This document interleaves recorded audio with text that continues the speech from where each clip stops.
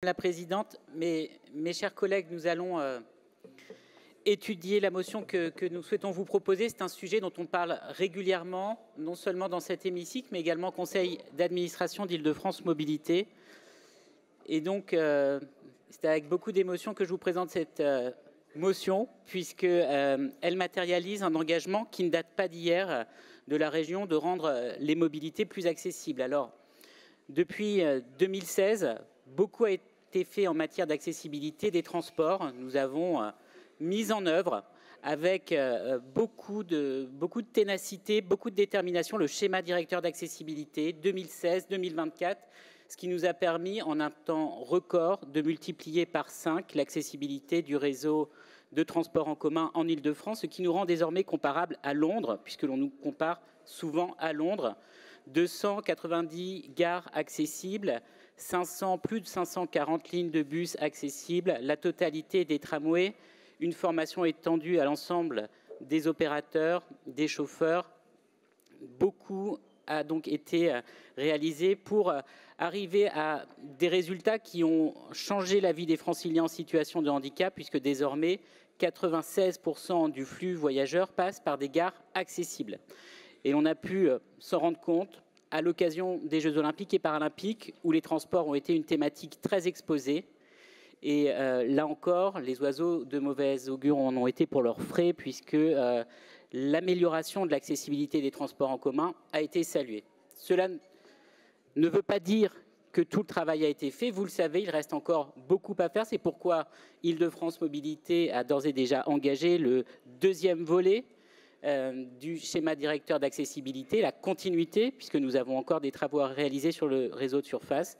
Mais nous avons un point noir qui perdure et nous nous accorderons tous sur le sujet, qui est le métro. Et c'est pourquoi nous avons opportunément, la présidente, remis sur la table ce projet de métro pour tous. Je dis remis parce que le sujet n'est pas sorti du chapeau de la présidente à l'occasion des Jeux paralympiques. Je rappelle que dès 2020, j'accompagnais la présidente pour plaider ce sujet, cette main tendue envers l'État et la mairie. Le ministre des Transports, qui était alors M. Djebari, Mme Cluzel, qui était en charge du handicap, et le préfet Cadeau. Plusieurs initiatives ont été lancées dans ce sens. La présidente s'est déjà plusieurs fois exprimée sur le l'administration d'Île-de-France Mobilité à l'occasion des Jeux paralympiques, considérant que des consciences avaient pu s'éveiller et allaient s'éveiller sur le sujet. Nous avons relancé ce projet de métro pour tous qui a rencontré l'écho des associations qui militent en faveur de et l'APF de nous avoir aidés à faire parler de ce projet métro pour tous. Alors voilà ce que vous propose cette motion. Cette motion, elle vous propose de travailler ensemble.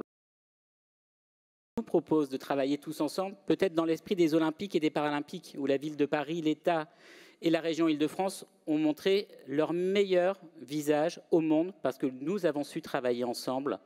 Nous pouvons sanctuariser ce sujet du métro pour tous et travailler également ensemble et avancer sur l'accessibilité de ce réseau de métro historique. D'autres métropoles l'ont fait, grandes métropoles internationales. Nous pouvons avancer sur cette accessibilité. Je suis persuadé. Avec l'État qui n'était pas présent avec nous lorsque nous avons signé avec l'APF, puisque le gouvernement était démissionnaire et gérait les affaires courantes. Nous avons maintenant un ministre des Transports, nous l'avons vu ce matin, qui connaît bien la région, qui connaît bien les problématiques, et notamment celle du métro et de l'accessibilité. Je suis persuadé que tous face à un projet qui nous dépasse, parce que c'est un chantier du siècle. Nous sommes tous en CDD, ici dans cet hémicycle et dans les différentes administrations. C'est un projet au long cours, un projet pharaonique, mais c'est à nous que revient tous ensemble de lancer le mouvement, et c'est ce à quoi on appelle cette motion. Alors très rapidement, le Conseil régional affirme son engagement métro pour tous. Le Conseil régional s'engage à participer à hauteur du tiers du coût de cet investissement estimé à 20 milliards d'euros sur une vingtaine d'années.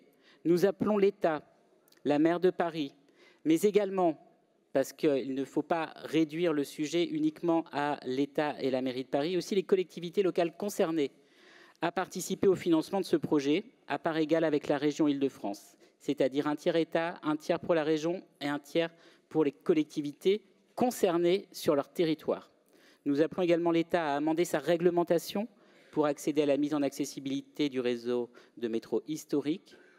Le Conseil régional demande également à Île-de-France Mobilité de proposer à la région, à l'État, à la ville de Paris et aux collectivités de débuter le projet de métro pour tous par la mise en accessibilité de la ligne 6. Le régional s'engage à poursuivre la collaboration avec les associations représentantes des personnes en situation de handicap. Elles possèdent une expertise du quotidien, de la pratique des transports en commun qui est irremplaçable. Île-de-France Mobilité et de bénéficier de leur expertise. Le métro pour tous ne se fera évidemment pas sans les associations représentant tous les par leur chef de file, l'APF France Handicap, qui possède sur le sujet.